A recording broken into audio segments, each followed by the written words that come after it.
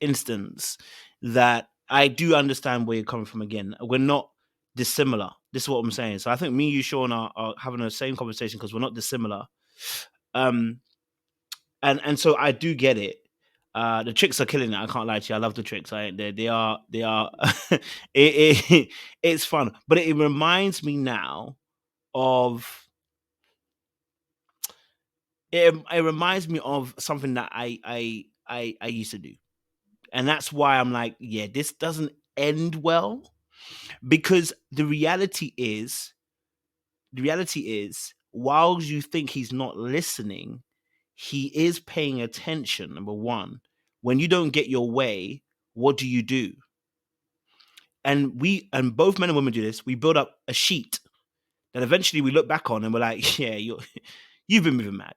Number two, if the person consistently puts themselves in a position where they have to be tricked into listening, they've also got an unhealthy way of communicating. In fact, they've got a toxic way of communicating because they want the torture in order to listen to what you got to say, which means that you're also toxic because you have to go into a toxic mode before you can actually get him to listen. So we've actually got a toxic relationship going on. So somebody has to take the first step to come out of toxicity. I'm just going to be honest with you. Someone's got to come out. Someone's got to take the first step and come out of the cycle to teach the other person that I won't go in toxicity when I don't get my way. And this is where, for me personally, this is where the teachings of Christianity come in real quick, right? That love, when it says, heap hot coals on your enemy's head by showing them love. In the moment where you expect, and this is, I'll give you an example. I remember, anybody who's a Christian will know this, right? You've done something wrong. You've sinned. You've done the maddest thing. You know what? You've been bad.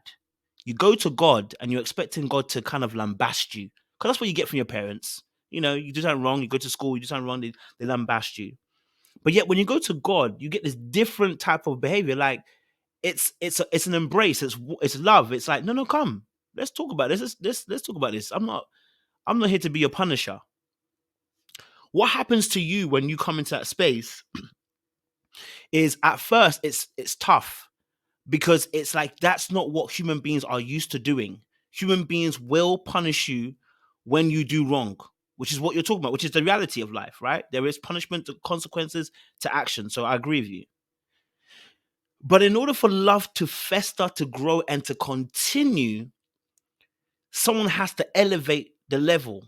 And the level is that even when you do me dirty in that moment, if I'm in a marriage per se, not necessarily anybody, but if I'm in a marriage per se, um, you know, on a marriage per se, in this moment, when I feel that you're not listening to me, I don't think you even realize, Sam, if when a person's not listening to you, are you triggered?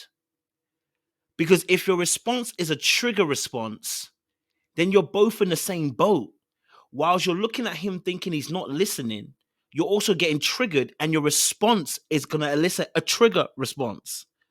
So both of you end up in this cyclical cycle of behavior where you think that you're the one that's right. But like Sean said, when you start, I always say this, you start off right, but what you do can end up making you wrong. And a lot of times when I was doing like coaching for couples and stuff, when I see them come together, right? It's so funny when they do this thing. One person will come with a whole story about the person did X, Y, Z, and then I'll be like, all right, great, fantastic. I hear you. I hear you. And then I'll be like, so what happens when you in this moment? What happens to you? And they explain the story. I'll be like, so you don't hear that you getting triggered, and now your response, they're responding to your response.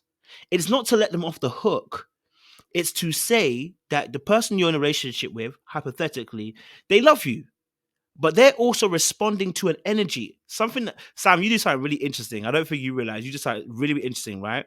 My trigger isn't this, but I'm saying if somebody is triggered by this, when you're passionate, your energy vibrates, you become animated, gesticulation, but you're in a good mood. So this is not you. But if you're in a bad mood, I can imagine if you're hurt, how the energy will go shoo, and it'll be like you will become very animated, hands all over the place.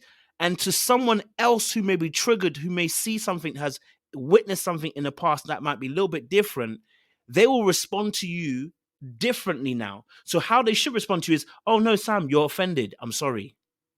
I didn't see that. But they're thinking, they might be thinking, the disrespect. How are you gonna run your hand in my face and tell me that you're hurt and think I'm gonna listen? I'm not listening to you. I'll watch my football and enjoy. So I'm not saying, again, it depends. It depends on the other. It depends on both of you. And whilst we're looking at the other person thinking that they are the issue, oftentimes we have to change how we respond in order for them to respond in a different manner. You know, that's why I said to my YouTube audience, I'm not going to get frustrated and angry now when you don't see what I'm seeing, because all it does is it incites you. Then I get pissed off and I get incited by your incitement, and it becomes a vicious cycle. No.